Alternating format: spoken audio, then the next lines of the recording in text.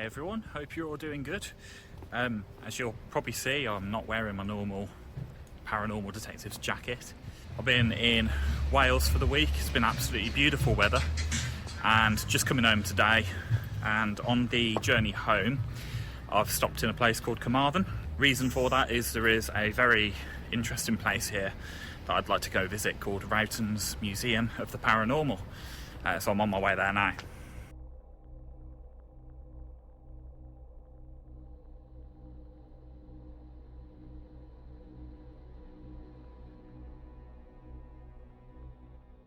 Welcome to Rowtons Museum of the Paranormal and Spirituality, housed in Paranormal Chapel, Carmarthen, Wales. This Grade 2 listed chapel, with origins dating back to 1786, now greets visitors not as a house of worship, but as a gateway to the uncanny. Paranormal Chapel is far more than just a historic building. Originally constructed in 1786 on the grounds of an earlier chapel dating back to 1757, it has stood at the heart of Carmarthen's spiritual life for centuries. The current structure was redesigned in the early 1900s and features wraparound galleries, Canadian redwood pews and a towering organ.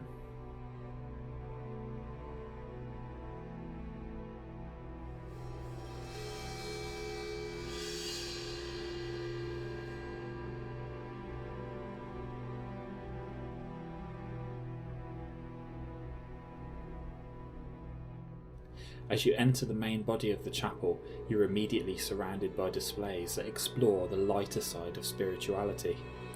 Sunlight filters through the stained glass, casting soft colours across a collection of angelic statues, religious artefacts, and sacred texts. Among the most fascinating pieces is a series of scrolls, believed to have been used during exorcisms. These ancient texts were once read aloud over individuals thought to be possessed. Worn and delicate, the scrolls speak to a time where spiritual intervention was sought to protect the soul from darker forces.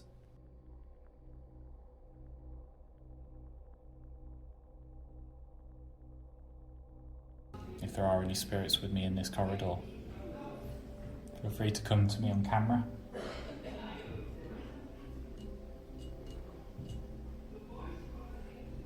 Come and show yourself.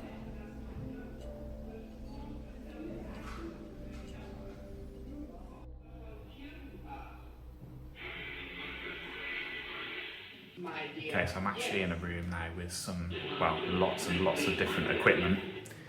You can hear I think a ghost box, a spirit box in the background. And I'm next to an object which has come from a stressed environment with a K2. Cat door's just gone off. Thank you, if that was you. Followed by... I'm going to wait for that to stop. If that is you affecting the cat ball, can you make it stop? Now, if that was definitely you, can you light up the other device with the green light? Can you light that up to the yellow for me? The voice entities have their own transmitting stations. I can't hear you. Gute Nacht von Zitadi. Russian and German. Now good night from Zitadi. Gonya-meter voices. This recording method was developed by Theodore Rudolph. He has himself recorded the following example.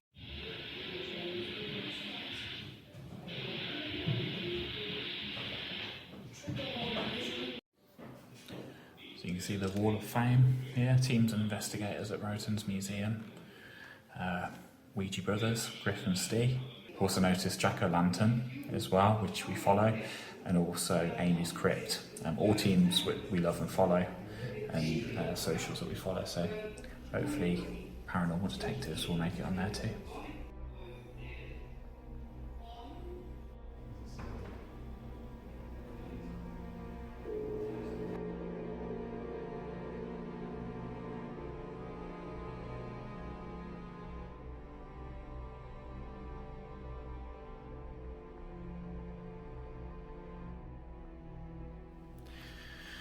So there's a traffic light system here that they use, the red, amber and green basically. Green is anything which has a positive paranormal phenomena. Yellow is something which isn't necessarily haunted, but it does come from a stressed background, so somewhere that may be haunted, or a lot of negative things may have happened. And the red is obviously the worst of the worst, if you like, either paranormally active or from a location of paranormal significance. So I think what we're going to go and do is have a look at the black-eyed child doll and pull the curtain back. Actually quite scared.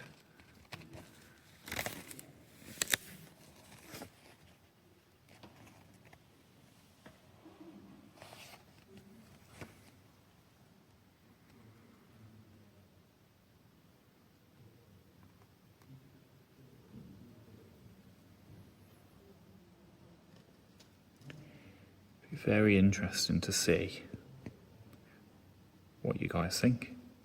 Leave a comment down below.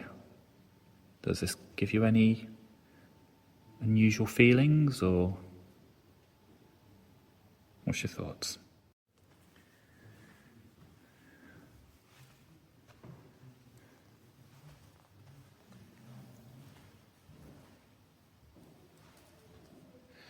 So we've got a Victorian black mirror. We keep this mirror turned away and covered. You're welcome to walk to the back of the display to lift the fabric so as to look into the mirror. Before you do so, however, we strongly advise you read below or ask for information regarding its occult history. This striking Victorian carved wood mirror was discovered in a chest underneath a very dusty, old and really quite disturbing antique doll. According to the previous owner's testimony, a rusty screwdriver had been stabbed through the doll's abdomen, seemingly in a ritualistic fashion. From his first interaction with the mirror, the man thought it was very dark and disturbing, most especially the scratches on the back. In addition to odd lines and symbols, was the hand-etched phrase, "Help me." Unsettled, the owner proceeded to burn the doll and chest before rehoming the mirror. Since entering the Rowtons' care, the mirror has been associated with foul odours, including urine and sulphur, as well as burning sensations. Other reports include hearing growls, the feeling of dread, and sensing a dark energy coming out of the mirror itself. So should we take a look?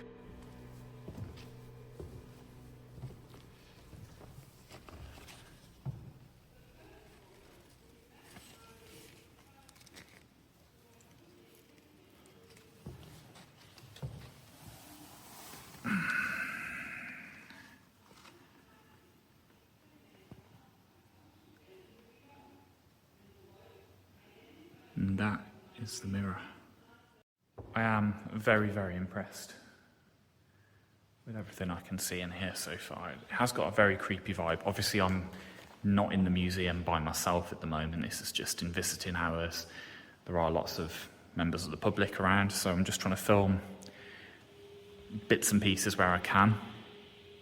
Obviously, I can't get anyone else in the video, so I'm trying my best. So the video might be quite choppy and very start and stop. Apologies for that if so. But would really like the paranormal detectives to come here and investigate. We are actually a very proud owner of one of these, William Ford Ouija board. I say a proud owner. It's not technically ours. It's actually one that we were given by Steve, who you might have seen on the channel. But this is one of the original Ouija boards. Reports of paranormal activity with the Ouija board it was acquired by Laura and Eric for the purpose of displaying it alongside other antique and vintage talking boards. However, within just 4 days, the Ouija board found itself removed from the Rowtons' home. Horrific nightmares had plagued the couple and even their pets since it had even entered the house. Wondering if the board was to blame, they banished the item to an outbuilding of their property. That night, peace was restored. Intrigued to the board's history, Laura proceeded to contact the seller. She asked if they'd even used the board personally. the seller had not, and explained that it was in a batch of stuff that was brought from an auction house for the purpose of resale. While she did not believe her or her partner had experienced anything because of the board, she did reveal something interesting, that she had experienced strange dreams while the board was in her home. Laura had not mentioned her own dreams to the seller, merely that it had strange activity since it had arrived. So again, we'd love to know your thoughts on Ouija boards. We actually have 3 of them at the moment. The one that we always use, that we actually name, and we put each location on the back of each time we do it. So it's kind of like a log of where it's been. We've got one of these William Ford Ouija boards, and we've actually acquired another one that was gifted to us recently by Rod and Sarah. What do you guys think of Ouija boards? Do you believe in them? Would you have one in your house? Have you had any strange experiences with a Ouija board? Again, let us know in the comments below.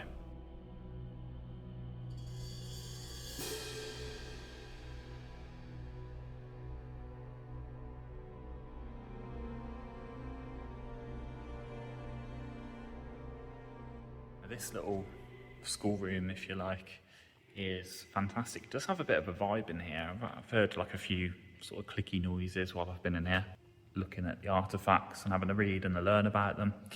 What's really interesting is I've come over here and they've got this board where you can write down your thoughts and your feelings. So I'm just kind of having a look at them now. I haven't added to it yet because I feel like I haven't been in here long enough. I'm only on a bit of a flying visit. But just wanted to share this with you. So we've got here, my partner started coughing when whoa, yeah. I heard a footstep behind me then as well. Very bizarre. Let's go back to reading this. My partner started coughing when near, I think that says Elizabeth, the doll in the box, and a heavy feeling that she was angry. I thought one of the boy dolls smiled at me for a second, at me, the one on the right. Now, I don't think I actually showed you the boys' dolls, but we're going to go here. And it's these here.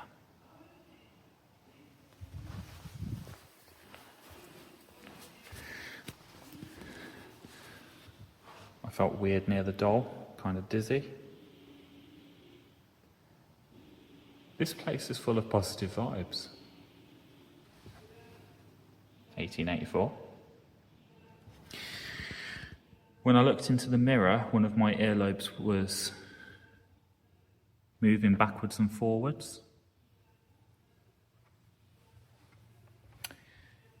This is quite a recent one. Felt an uneasy, heavy, sick feeling in my stomach when looking at the doll. Shivers when entering the experimental room twice. Lots of shivers in this room too when looking at certain objects, even before reading all about them.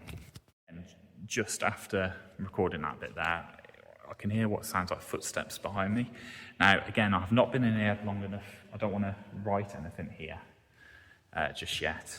But my thought so far is there is a very uneasy feeling in here.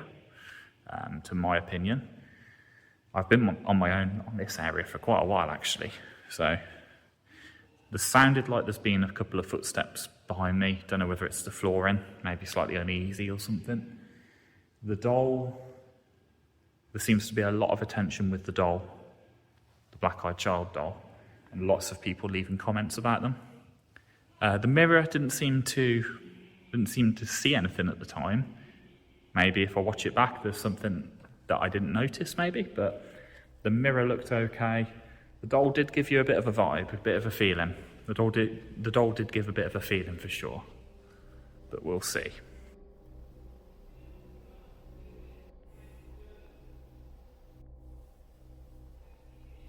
Right, so now I'm just going to visit the upstairs area, which is the seance parlour. So I'm going to make my way up there now.